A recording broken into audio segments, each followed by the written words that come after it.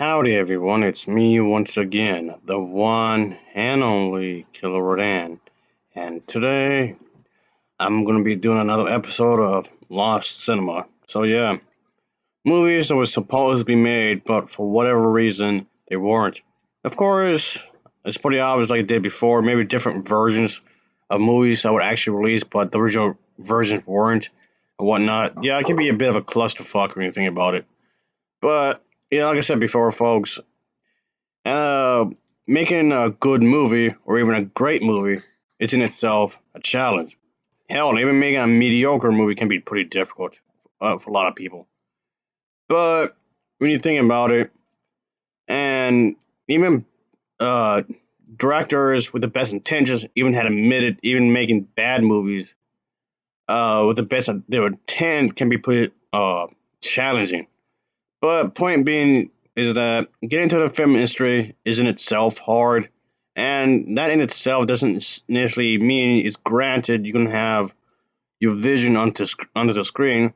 That doesn't mean that it won't be that that's impossible. Just point being it can be nearly impossible is what I'm getting at. And just because you have a teaser trailer or a complete trailer out, and you have concept art and everything, and everything's ready to go in production, that doesn't mean that something can't be in the way. There's nothing can prevent it from being actually the way you want it, if anything at all. Not that I'm trying to discourage anybody or anything. I'm just putting that out. It's definitely a challenge, that's for sure.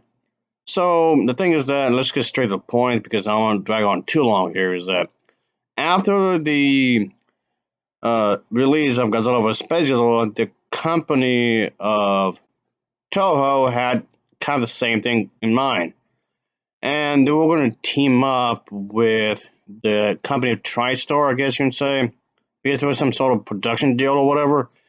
And this is because of the fact that the Toho company already knew that there was going to be eventually an American made Godzilla film, which, yes, eventually happened 4 years later with the film, the remake of Godzilla, which was already in production limbo for a little while because there were many different versions of that movie as well, of course. Many script changes, many and whatnot, supervisions and whatnot, revisions, I should have said. Yeah, revisions of the script and whatnot. Again, like what goes into what I said earlier, a lot of things kind of get in the way. I mean, hell, Freddy vs. Jason took 10 years to be actually produced with rumors of a sequel being released, which I highly doubt that would actually happen because both franchises were eventually rebooted. So, I don't know. I don't know about that. Anyway, as I was saying, and there was, I guess, some bit of concept art that was actually produced, I guess you would say, for this unmade project. So that's probably as far as it went, I guess you can say. Doesn't look bad though. Actually looks quite good. Even Angita's gonna make an appearance.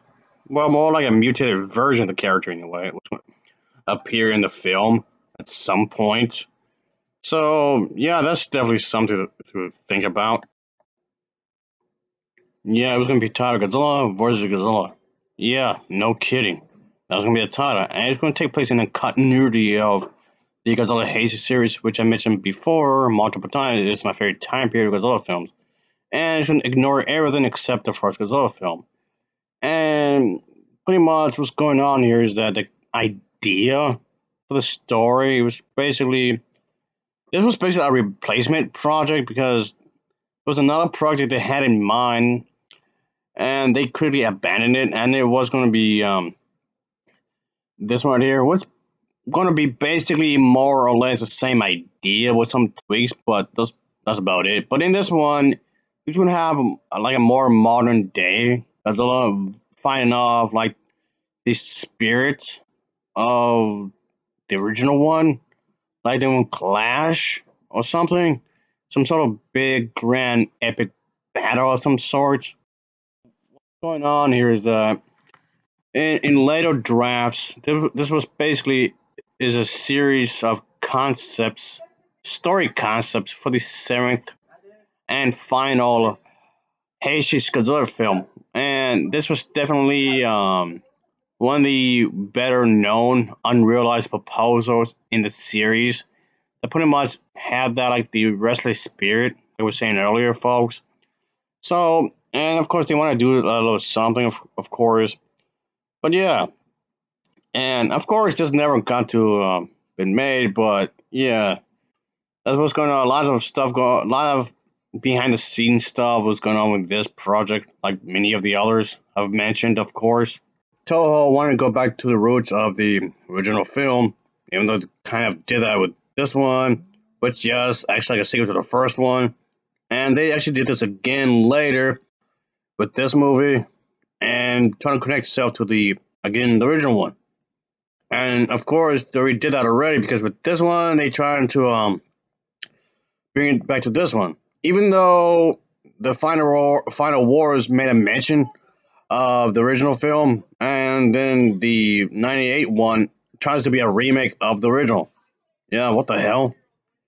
Anyway, the restless ghost and whatnot was going to be challenging the little one being the son or whatever he's supposed to be, adopted son, I think. Yeah, whatever. But yeah, those gonna be like fighting among that kind of a thing going on.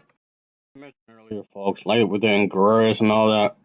Concept art was, of course, commissioned, obviously, but this was going to be a different Ingress, of course. All these characters are going to be different from the others, of course. So yeah, in a later draft for the film, Ghost Godzilla would have actually possessed Anguirus instead, created a new monster, of course, a brand new monster. So yeah, the drafts became this, I guess you can say, and but eventually it was reworked in some other way. It was replaced again by another project. Yeah, this one here, folks. So yeah, this keeps happening with this one. It keeps getting replaced by another, then another, then another, then another, quite a few times. And one of the people who was involved in this production was this guy, and he felt like, okay, this is just doing too much. But by which I mean, he was referring to the other Godzilla films that were already made. And when you think about it, and because what he's referring to is the one movies like, let's say, for example, from the Hazy series, Godzilla vs. Mechagodzilla, which had Godzilla and then a mechanical clone version of himself and son. Also, there was Godzilla vs. Space Godzilla, which had him and a space clone, and then the son again. So yeah, felt that they were kind of repetitive anyway, and like too many of them or whatever. Like, okay, how many of these would we have be done and whatnot? I guess my best guess is that a good educated guess is that maybe there would be like, okay, this seems like it's overdoing it. It's like too much, I guess you can say.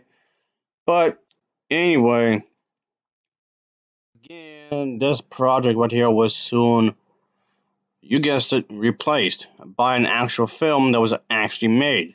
And that one being Godzilla vs. Soria, which of course connects to the original film. So, yeah. Anyway, folks, yeah, that'll be it, folks. Even though this in some ways comes off like a clusterfuck when you think about it, when it comes to the behind the scenes of these kinds of movies, which, yes, in a lot of ways it is. But yeah, folks, I just thought I'd do this and whatnot. I do enjoy talking about the kaiju genre, and I kind of use this as an excuse to do so, I guess you can say. But yada yada yada, blah blah blah blah. Of course, as usual, thanks for watching, and take care. Until next time, see ya. Oh yeah. Later. Yeah.